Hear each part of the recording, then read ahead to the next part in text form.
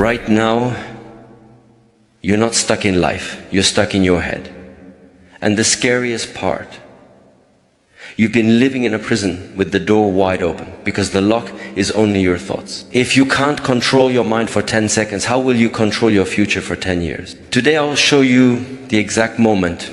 Everything changes the moment you stop arguing with your thoughts, stop rehearsing pain, stop living in imaginary conversations, and finally come back to real life. Because the truth is, your anxiety isn't your personality. Your overthinking isn't intelligence. It's a habit. And habits can be broken fast. Stay with me, because in the next few minutes you'll feel your mind go quiet in a way you haven't felt in years. And once you taste that silence, you'll never accept your old life again. Listen, right now, you are not tired because life is heavy. You are tired because your mind won't shut up. You wake up, and before your feet touch the floor, you are already somewhere else. You replay yesterday. You argue with someone who isn't even in the room. You predict a future that hasn't arrived. You carry 10 conversations in your head and none of them are real.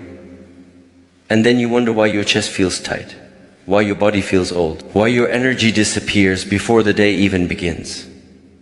Let me ask you something. When was the last time you were actually here? Not here like breathing and blinking. I mean here like fully present. Like your eyes were looking at the world, not at your thoughts. Like your hands were doing one thing, not 10. Like you could drink water and actually taste it. Like you could walk and feel the ground. Like you could sit in silence without needing to escape. Most people cannot. And they think it's normal. They think living in the head is intelligence. They think overthinking is maturity. They think worry improves responsibility. No, it proves addiction. You are addicted to thinking because thinking gives you the illusion of control. Your mind says, if I analyze it enough, I can prevent pain. If I imagine every worst case scenario, I will be ready. If I replay the past, I can rewrite it. If I judge myself before others do, it won't hurt as much. But look at your life. Has it worked?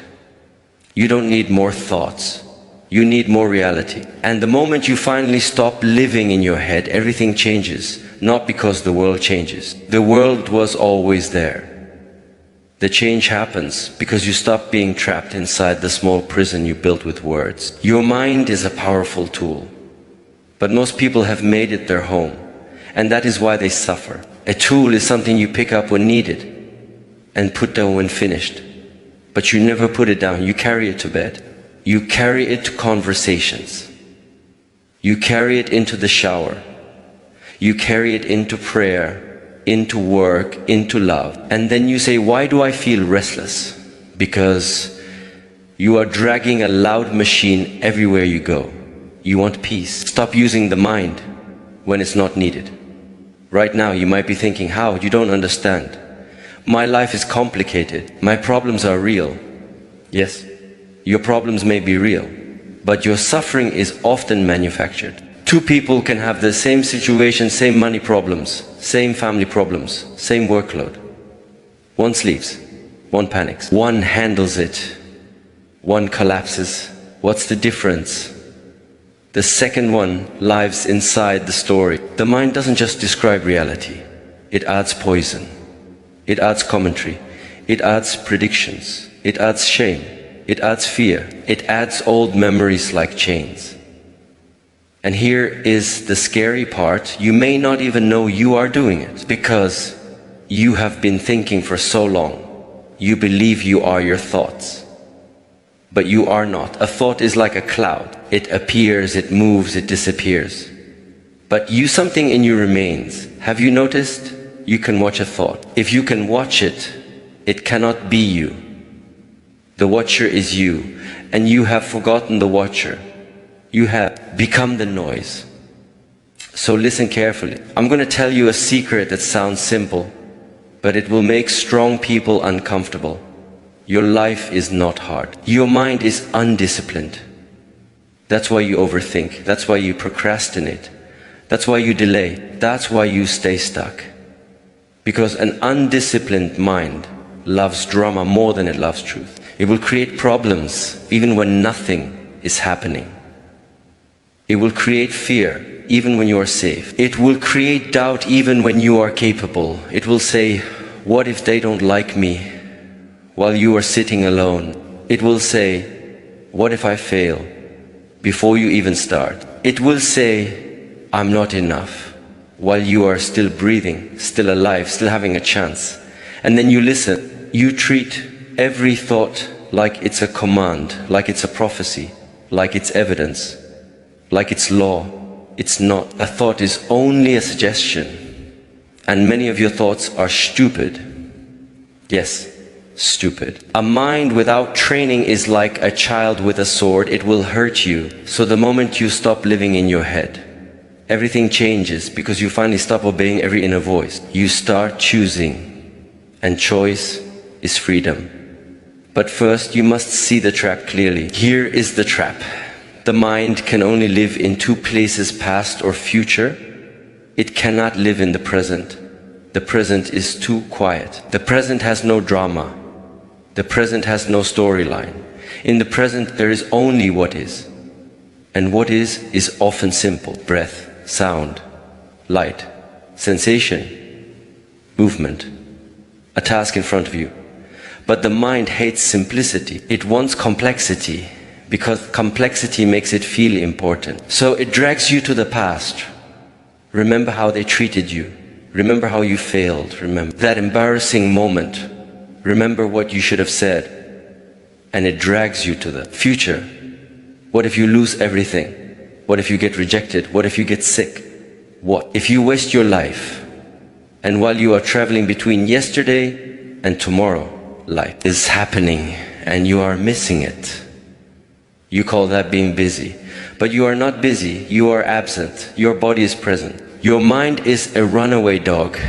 And you wonder why you can't focus, why you can't be consistent, why you can't feel joy even when you have good things. Because joy is a present moment experience. Peace is a present moment experience. Love is a present moment experience. You can't think your way into peace. You can only return to it. Let me give you a harsh truth. If you cannot control your attention, you cannot control your life. Attention is your most valuable currency. Wherever it goes, your life goes. If your attention is always in your head, your life will be small, cramped, anxious and repetitive. Even if you travel the world, even if you earn money, even if you have people around you, because you will carry the prison with you. So what do? We begin where most people refuse to begin, the body, because the body is always in the present. Your mind can lie, your body cannot. Your mind says, I'm okay, while your shoulders are tight and your jaw is clenched. Your mind says, I don't care, while your stomach burns. Your mind says, I'm strong, while your breath is shallow like a frightened animal. Your body tells the truth. And the moment you return to the body, you return to reality. Try this right now while you are reading. Don't make it spiritual. Don't make it complicated. Feel your breath. Not think about your breath. Feel it. Where do you feel it most clearly? Nose, chest, belly? Now notice, the moment you feel the breath, even for 1 second, your mind becomes quieter. Why? Because attention can only be in one place at a time. If attention is in sensation, it is not in story. This is the doorway. You think you need to solve your whole life. No. You need to relocate your attention. You need to stop living upstairs and start living here. But listen, your mind will resist. It will say, this is boring. It will say, this won't help. It will say, you have more important things to think about. It will say, let's just check the phone. It will say, let's worry again. That's normal. That's the addiction fighting back. And here's your first lesson. You don't need to fight the mind. You need to stop feeding it. A fire dies when you stop adding wood. Your overthinking is not powerful because it's true. It's powerful because you give it attention. You sit with a thought and you massage it. You stretch it. You replay it, you decorate it, you make it bigger. And then you say, this thought is ruining me. No, you are giving it a throne. So instead of battling thoughts, do something more intelligent. Step back, watch, label it, thinking, worrying, judging, remembering, planning, and return to the breath, return to sensation, return to what is in front of you again and again. This is discipline, not motivation. Discipline. Motivation comes and goes like weather. Discipline is training. Discipline is repetition. Discipline is devotion to reality. And slowly something begins to happen. You start noticing the space between you and your thoughts. You start noticing that a thought can scream and still you can move. A thought can threaten and still you can act. A thought can criticize and still you can stay calm.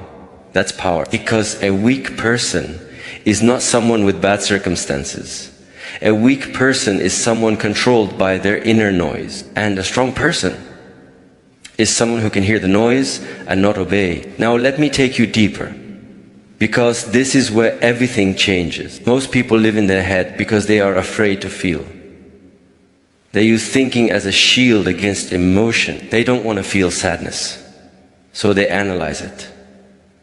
They don't want to feel fear, so they plan endlessly. They don't want to feel shame, so they blame others in their head. They don't want to feel loneliness, so they scroll. They don't want to feel uncertainty, so they seek constant reassurance. But you cannot think your way out of feeling. You can only feel your way through. This is why the mind keeps looping, because you are avoiding the direct experience. The mind says, let's talk about it. The body says, please feel it. And until you feel it, it stays. So the next time you catch yourself stuck in your head, ask this question: what am I refusing to feel right now? Be honest. Is it fear? Is it disappointment? Is it grief? Is it anger? Is it embarrassment? Is it the ache of not being where you want to be? Don't answer with another story. Answer with the body. Where is it? In the chest, in the throat, in the stomach, in the face, in the shoulders. Now here is the moment most people run away. Stay, not forever. Just stay long enough to prove to yourself you can. Breathe into it. Relax around it. Stop naming it, stop explaining it. Just feel the raw sensation, and something shocking happens when you do this. The emotion starts to move. It starts to change shape. Because emotion is energy in motion. It is not a permanent identity. It becomes permanent when you trap it with thinking. When you stop thinking and start feeling, the energy completes its cycle. Then you are free. And this freedom is not philosophical, it is physical. Your shoulders drop, your breath deepens, your eyes soften, your mind becomes clear. And then you realize you didn't need to solve life.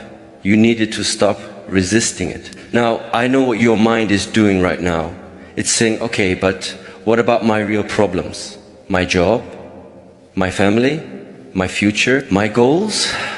Good, let's talk about that. Living in your head doesn't make you productive. It makes you late. Because overthinking looks like work, but produces nothing. It's mental masturbation. Busy, exhausting, and empty. If you want results, you need clarity. If you want clarity, you need presence. If you want presence, you need to stop feeding the mind when it's spinning. Here's a rule. When the mind is noisy, do something physical. Stand up, wash your face, walk, stretch, clean something, write one sentence, do one push-up, make your bed, drink water, take a cold shower if you can. Why? Because the mind is weak against action. Thinking is powerful in stillness. Action breaks the spell. Most people sit and negotiate with their mind. They try to feel ready. They wait for confidence. They wait for a perfect plan. And the mind loves that because it keeps you safe and small. But action is dangerous to the mind's control. So the next time your mind says, I don't know what to do, Answer with this. Do the next obvious thing, not the whole life, not the whole future. The next obvious thing. Open the book. Send the message. Start the workout. Write the first paragraph. Apply for one job. Practice for 10 minutes. Clean one corner of the room. And then another. This is how you escape the head. Not by thinking your way out, but by moving your way out. Now let's address something else. Why you keep returning to the head, even after you understand all this. Because your identity is there. Your identity is built from thoughts. I am this kind of person. I always mess up. I'm not confident. I'm shy. I'm unlucky. I'm not good at speaking. I'm behind others. I'm too late. These are thoughts you repeated so many times. They became your name. So when you stop living in the head, it can feel like death. Because the old story starts dissolving. And the ego panics. It says, if I'm not this story, then who am I? Good. Let it panic. Because that question is the beginning of real life. You are not a story. You are an awareness. You are a presence. You are a human being with breath and blood and potential. A story is only useful if it serves you. If your story makes you smaller, throw it away. But it feels true. Of course it feels true. You rehearsed it for years. If you rehearse weakness, you become weak. If you rehearse fear, you become fearful. If you rehearse defeat, you start living like a defeated person. So the path is not to create a new fantasy story. The path is to become someone who doesn't need stories to act. Someone who can be uncomfortable and still move. Someone who can be uncertain and still choose. Someone who can be afraid and still do the right thing. That is mastery. And mastery begins in a very unsexy place. Training attention. Most people want the high moments, confidence, power, transformation. But they refuse the daily practice that creates it. So here is the practice. And don't make it complicated every time you notice. You are lost in your head. Return to one of these anchors. Breath, body sensation, sound. Your hands doing the task. That's it. Not once, not twice. 100 times a day if needed. And each return is not failure. Each return is strength. A person who returns is stronger than a person who never drifts, because nobody never drifts. The difference is one person notices and returns. The other person stays asleep. Now let's create a picture so you truly understand. Imagine you are walking with a cup filled to the top with water. That water is your attention. If you walk calmly, the water stays. If you walk while looking everywhere, the water spills. If you run in panic, the water empties. You are spilling your attention all day. Social media takes it, fear takes it, old memories take it. Imaginary arguments take it, comparisons take it, regrets take it. Then you sit and say, I have no energy. Of course, you leaked it everywhere. So the discipline is to carry your attention like a full cup, not tense. Not rigid, just aware. When you eat, eat. When you walk, walk. When you talk, talk. When you work, work. Single tasking is a superpower now because most people are fragmented. And when you become whole again, you become magnetic. People will feel it. They will say, something about you is different. You will speak slower. You will react less. You will listen more. You will choose better words. You will stop rushing. Because rushing is a symptom of living in the head. A present person is not in a hurry, even when they are moving fast. Now here is the part where I want to challenge you.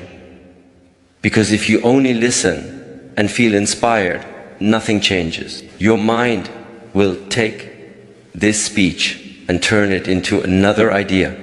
It will say, nice. And then it will go back to the same patterns tomorrow. So I want you to do something right now, not tomorrow, not next week. Now, pick one area of your life where your mind destroys you the most. Maybe relationships, maybe your self-image, maybe money, maybe your future, maybe your studies, maybe your work. Pick one. Now see the pattern. What does your mind do there? Does it compare? Does it catastrophize? Does it shame? Does it doubt? Does it replay? Good. Now I want you to recognize this pattern is not you. It is a habit. And habits can be retrained. So for the next 7 days in that one area, practice this. When the mind starts its story, you don't argue with it. You don't debate. You don't convince. You simply return. Return to breath. Return to body. Return to the next action. And if you fail, you return again. And again. And again. This is not about becoming a monk. This is about becoming free. Because a person who cannot control their mind is easy to manipulate. People will pull your strings with words. They will trigger you. They will make you prove yourself. They will make you chase validation. They will make you live for approval. And you will call it love. You will call it respect. You will call it normal. It's not normal. It's slavery. So when you stop living in your head, you stop being controlled. You stop needing to win every argument. You stop needing to impress people who don't care. You stop needing to explain yourself to those who misunderstand you. You stop building your life around the fear of rejection. You become simple. And simplicity is terrifying to weak people because it cannot be manipulated. Now, I'm going to say something. That might hit you hard. Your mind is not your friend. Not always. Sometimes it is. Sometimes it helps you plan, solve, learn, create. But when it becomes noisy, it is not helping you. It is protecting an illusion. And the illusion is, if I think enough, I will be safe. But safety is not guaranteed, never was. Life can change in one phone call, one accident, one message, one mistake, one opportunity. So if you build your peace on control, you will never have peace. Peace comes when you accept reality and train your response, not when you predict everything. So instead of asking, what if something goes wrong? Ask, if something goes wrong, can I handle it? And you know what the answer becomes after training? Yes. Not because you control life, but because you control yourself. That is the shift. That is when everything changes. Because you stop living like a frightened animal scanning for danger. You start living like a warrior, calm, alert, present, ready. And a warrior is not someone who is angry. A warrior is someone who is centered. Centered means your attention is not scattered. Now let me open another door. The reason you live in your head is also because you are avoiding responsibility.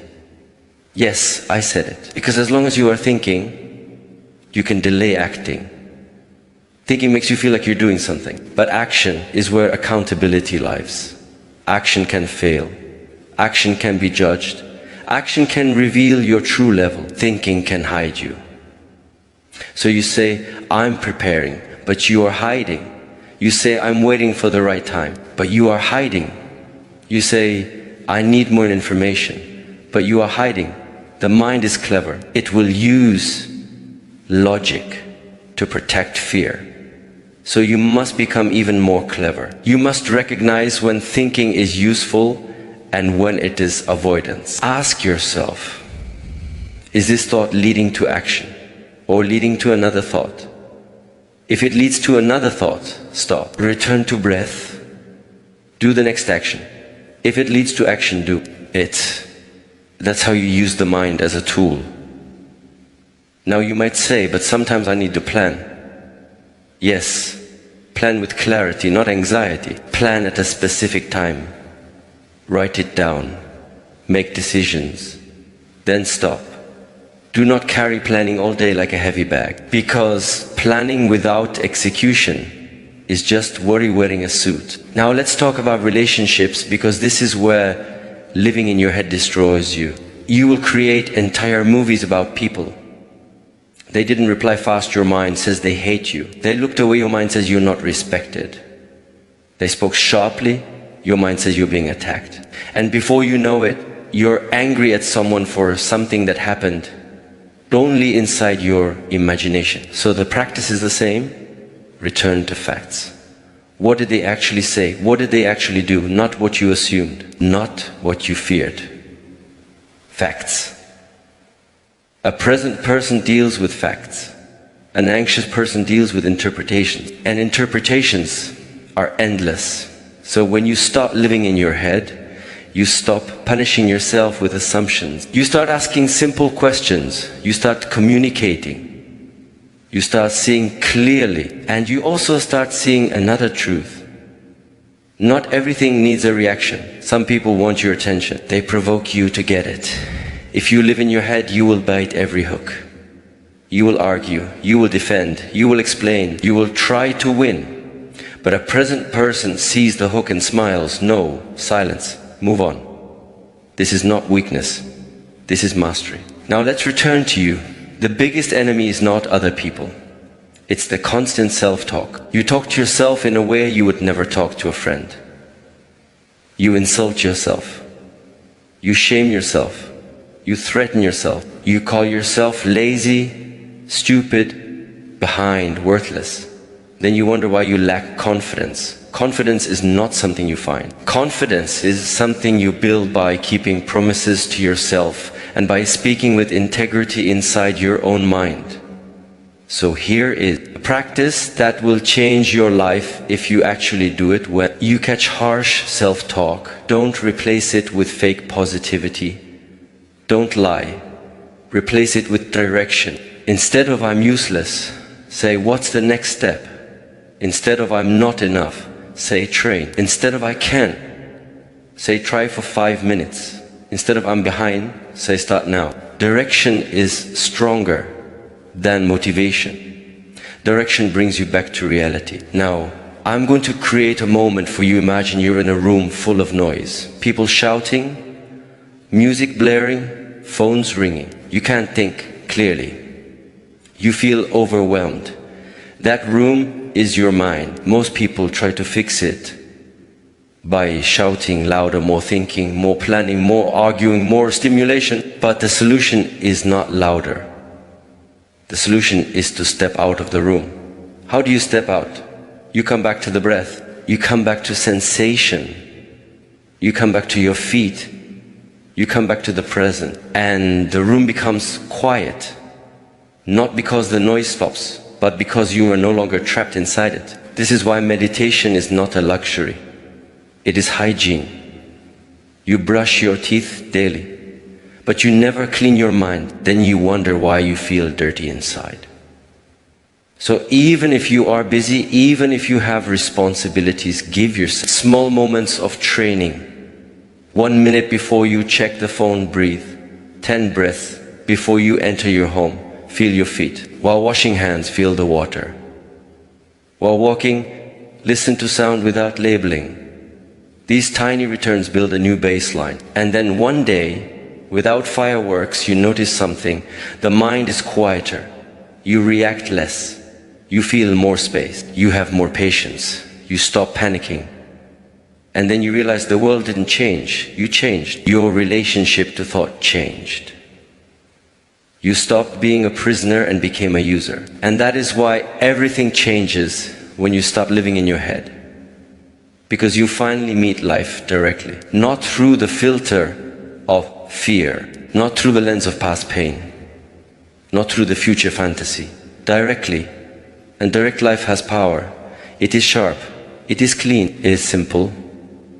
It is sometimes uncomfortable, yes, but it is honest. And honesty is peace. Now I want to leave you with one more thing, because this is where people either transform or return to old habits. The mind will never be silent forever. Do not chase permanent silence. Chase skill. Skill means you can have thoughts and still be present. Skill means you can feel fear and still act. Skill means you can be uncertain and still move forward. So stop asking, how do I stop thinking? That's the wrong goal. Ask, how do I stop being controlled by thinking? And the answer is always the same. Return, return, return.